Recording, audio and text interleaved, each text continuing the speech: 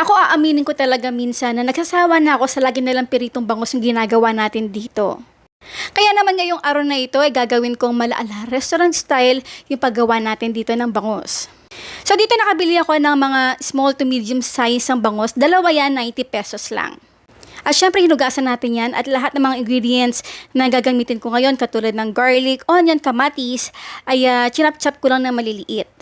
Medium to large size yung ginamit ko dito sa ating onion. At sa garlic naman ay mga 1 to 2 heads of garlic. At para naman sa kamatis, tanggalin lang yung pinaka-head nito. Mga medium size or normal size ng kamatis na nabibili natin sa palengke, tanggalin ito ng buto. Ito lang naman ay para hindi maging liquidy yung kalalabasan ng ating bangus. Sa bowl naman ay nilagay ko na rito yung ating mga chinap-chop-chop kanina at mga pampalasa. At para mas maging cheesy pa ito, ay nalagay ako dito ng ating cheese whiz or melted cheddar cheese. Nalagay din ako syempre dito ng sriracha na hot sauce at syempre ng ating mayonnaise. Sa mga pampalasa naman, pepper, kaunting asukal at ng ating paprika. Itabi lang muna natin ito habang piniprepare natin yung ating bangus. Sa mga pampalasa dito, nalagay ako ng paprika, pepper, at ng asin. Naku nga pala yung ating garlic na chinap-chop kanina. Hindi ko sinama sa ating bowl, pero dito ko na ito pinahe directly dito sa ating bangus para naman talagang kumapit at maging garlic pa yung flavor nito. Pwede na tayo gumamit ng garlic powder kung gusto niyo talagang mas garlic flavor yung ating bangus. Then, nalagay ko na rito yung mixture na ginawa natin kanina. At kung meron kayong griller na katulad nito, ay mas convenient. Pero kung gusto niyo naman gumamit ng charcoal, why not?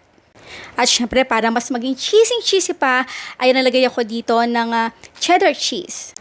Nilagyan ko lang ito ng foil para makulob ang init ito at para mas mapadali ang pagluto ng ating grilled cheesy bangus. Ito nga pala ating griller ay smokeless. Ay design talaga ito para mag-less yung smoke na lumalabas dito sa ating ginigrill. Mapa chicken man yan, pork, mga katulad dito mga seafood, bangus, tilapia. Basta malagay lang kayo ng tubig doon sa pinakita ko kanina sa bottom. Kaya naman lahat ng mga nagdidrip dito from our bangus or kahit anong meat na ginagamit ninyo dito sa ating griller ay diretso dito sa ating tubig at maiiwasan na ito ay mag-create ng smoke. At kada nga pala isang bangus ay it took me mga 15 minutes para lutuin ito. O diba guys, napakaganda, napakasarap. Hindi na kayo magsasawa na lagi nalang piritong bangus na niluluto natin at hinahain natin sa ating pamilya. At for sure talaga namang masisiyahan yung inyong mga chikiting na cheesy itong kanilang kinakain.